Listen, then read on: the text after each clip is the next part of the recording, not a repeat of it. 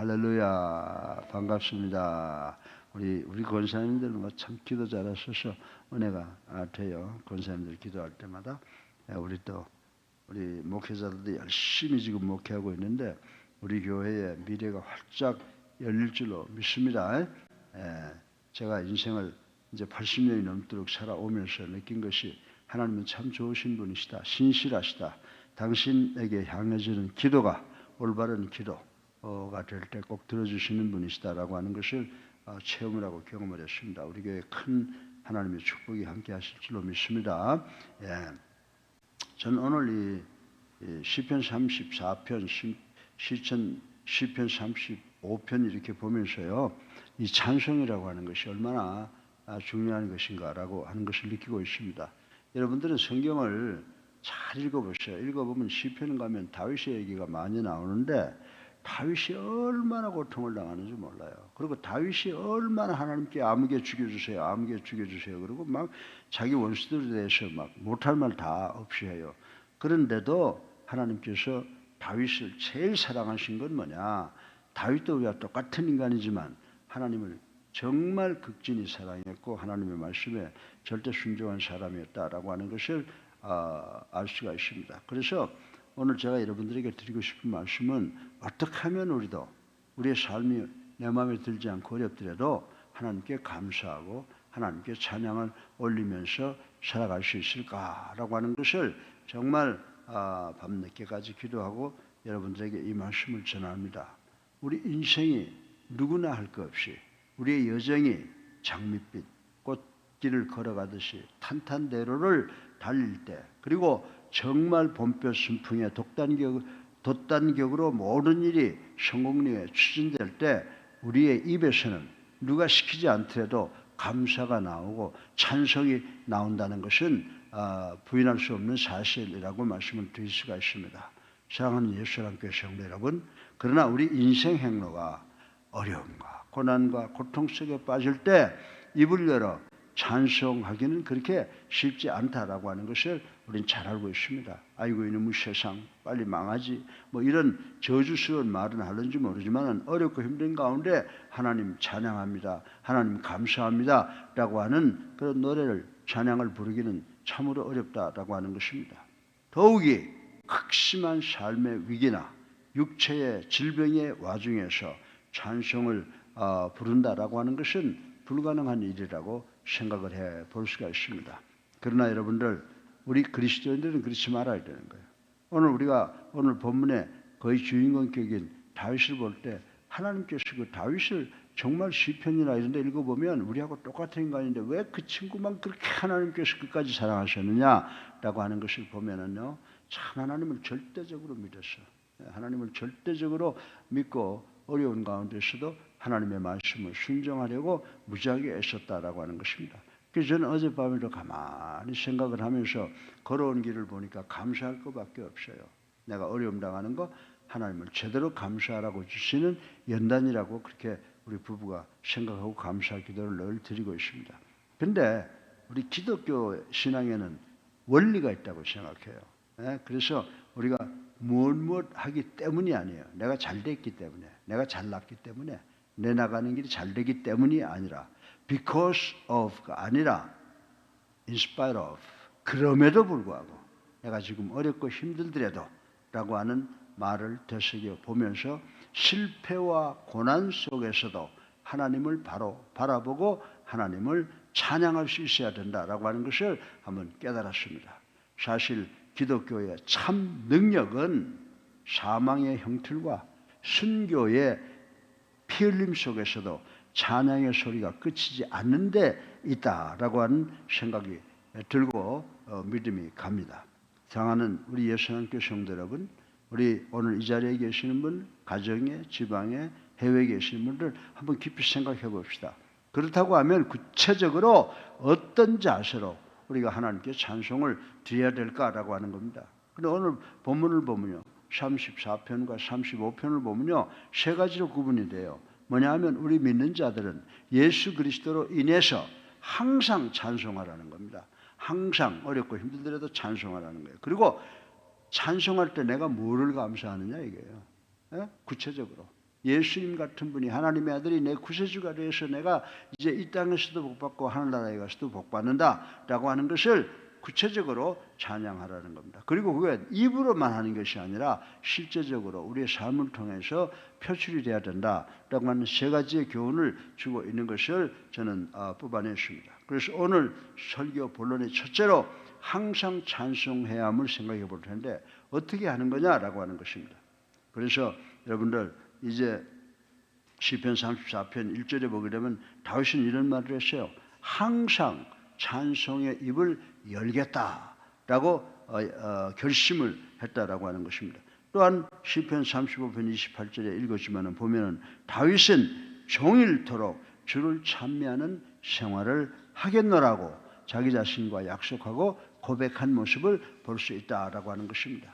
사랑하는 예수사랑 교회 성도 여러분, 이는 시간이 나면 간혹 하나님이 생각나면 아이고 하나님 참 이런 축복 주시니까 감사합니다 라고 생각나면 간혹 하나님을 기리고 찬송하겠다는 의미가 아니라고 하는 것입니다. 자신의 전생애를 통해서 다윗은 자신의 전생애를 통해서 세상이 아무리 어렵고 힘들고 원수들이 있을지라도 하나님 한 분만을 위해서는 찬양의 삶을 살겠다고 하는 의지가 표명되어 있는 것을 볼 수가 있습니다. 그런데 여기서 다윗의 이러한 고백이 우리에게 새삼 감동을 주는 이유는 본 시를 지을 때 그가 처한 상황 때문이라고 하는 것입니다. 다윗이 모든 게 쭉쭉빵빵 잘 나가고 장미꽃길을 걸어가고 기쁘고 행복해서 찬양한 것이 아니다라고 하는 것입니다. 다윗은 단지 자신을 죽이려는 사울의 칼날을 피해 객지로 유리방황하며 심지어는 아비멜렉 앞에 가서 광인 미친 사람 노릇을 하며까지 목숨을 부지하고 있었던 상황이라고 기록을 하고 있습니다.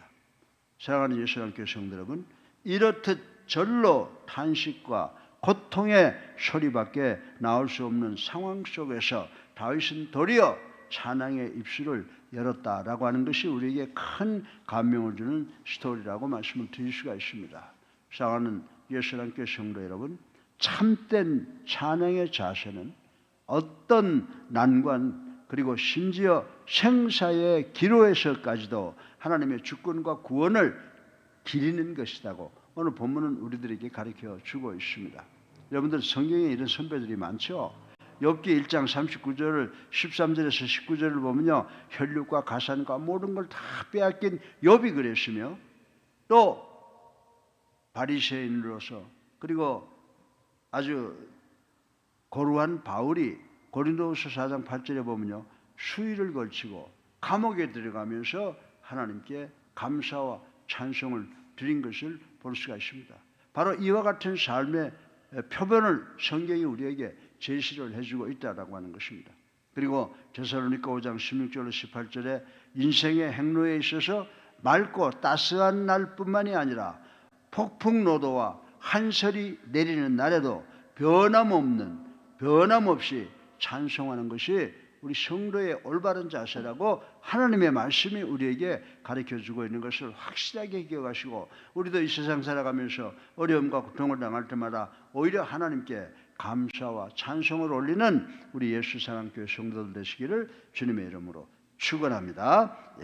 둘째로 이 찬송할 때 우리 그냥 뭐를 찬송하는지도 모르고 뭐를 감사할지도 모르고 하지 말고 찬송할 때 구체적으로 하나님께 찬송을 해야 된다. 그래서 우리가 설교 끝나고 나면 설교에 맞추어서 찬송가를 한참 찾습니다. 왜? 구체적으로 오늘 은혜 받은 말씀을 생각하면서 하나님께 감사와 찬송을 드리기 위해서다라고 하는 것입니다. 또 기도 제목이 있다. 그러면 기도 제목이 구체적이면 구체적일수록 좋다는 겁니다. 그래서 시편 35편 10절에 보면 뭐라고 그랬습니까? 찬송 역시 생활 속에서 나타난 하나님의 구체적인 구원의 사역을 근거로 해서 이루어져야 마땅하다라고 하는 교훈을 우리에게 주고 있다라고 하는 것입니다. 사랑하는 성도 여러분, 우리의 찬양은 공식 예배 석상에서 서서 찬송가를 부르거나 교제 시간에 복음 찬송을 읊조리는 것에 머물러서는 안 된다라고 하는 것입니다. 나의 삶 속에서 매일매일 체험한 하나님의 그 따뜻한 사랑의 손길과 은혜가 찬양 속에 농축되어 있어야 된다라고 오늘 성경은 이야기를 해주고 있습니다. 그래서 우리가 찬송 부를 때 정말 기쁘게 불러야 돼요. 참으로 기쁘고 감사한 하나님의 축복을 노래하면서 인상 써서는 안 되겠다라고 하는 것을 새삼 느끼게 된다라고 하는 것입니다. 사랑하는 예수사랑교회 성도 여러분, 요컨대 성도의 찬양의 내용은 매일매일의 삶의 상황 속에서 발견되고 새롭게 추구되어져야 한다라고 하는 것입니다. 우리가 세상을 살아가면서 매일 새로운 삶의 조건을 우리가 찾아내는 거예요. 어려움 당해도 이거 이래서 하나님이 이렇게 교훈을 주시려고 하는구나, 감사하구나. 그리고 하나님께 정말 하나님 전지전능하신 분 찬양합니다 라고 하는 새로운 찬양에 대한 추구가 있어야 된다라고 말씀을 드릴 수가 있습니다. 사랑하는 예수사랑교회 성도 여러분, 하나님의 은혜와 구원의 역사는 비실제적이나 가공적이 아니라는 사실을 여러분들 깨달아야 되는 줄로 믿으시기 바랍니다. 그래서 예수 믿는 거 인색하게 그저 시간 나면 와주고 그게 아니에요.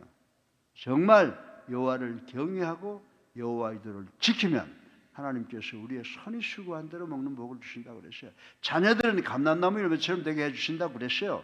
틀림없는 말씀입니다. 그것은 우리가 먹고 마시는 음식물처럼 구체적이고 생생한 것이라고 성경은 우리들에게 가르쳐 주고 있습니다. 그러므로 본문에서 다윗은 마치 음식물을 시식해 보는 것처럼 하나님의 은사를 구체적으로 체험해서 찬송하라고 권면하고 있음을 꼭 생각하시고 이러한 삶을 사시는 우리 모두가 되시기를 주님의 이름으로 축원합니다. 셋째로 마지막으로 행위로 표출되는 찬송을 해야 된다는 겁니다. 여러분들 이 말씀을 준비하면서 야고보서를 생각하게 되잖아요. 야고보서 2장 26절에 보면 뭐라고 그랬어요?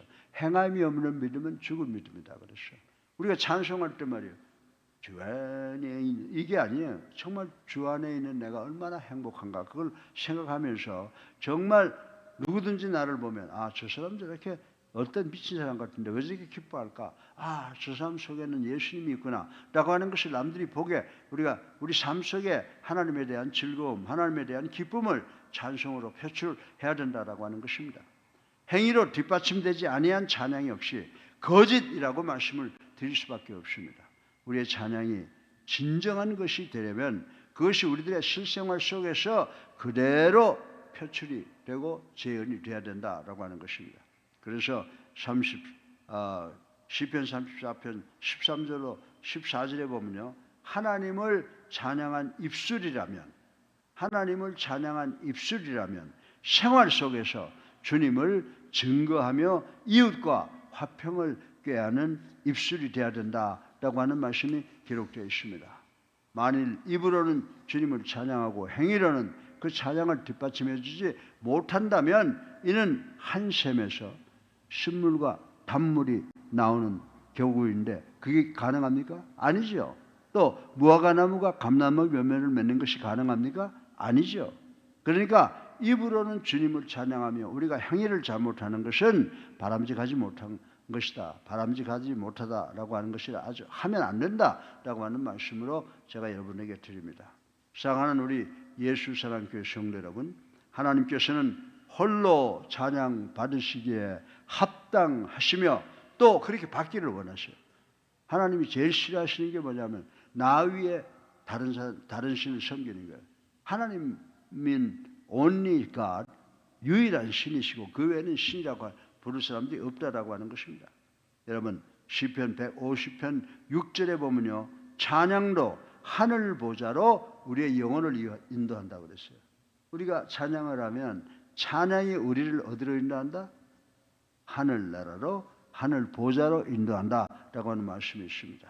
그러므로 입을 크게 열고 우리 피아노와 그 다음에 신테사이즈나 드럼이나 이런 거를 통해서 어떻게 돼요?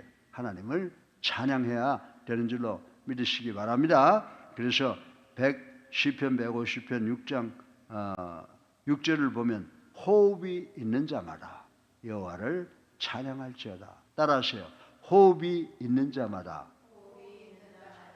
하나님을 찬양할지어다. 아멘.